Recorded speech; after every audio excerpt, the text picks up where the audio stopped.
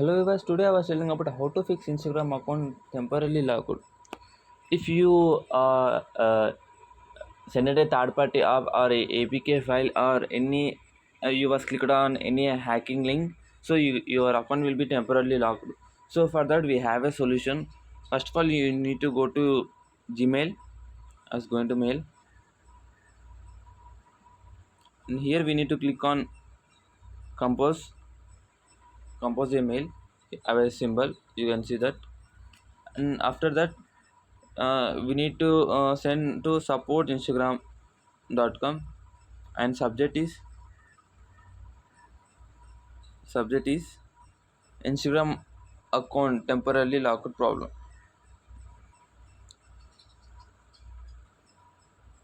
Instagram account temporarily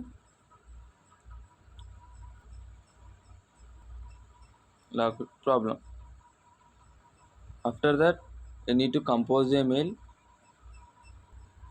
After that you need to type this text: hello Instagram community, my account was hacked, temporarily locked for last 6 days. Like that you need to write.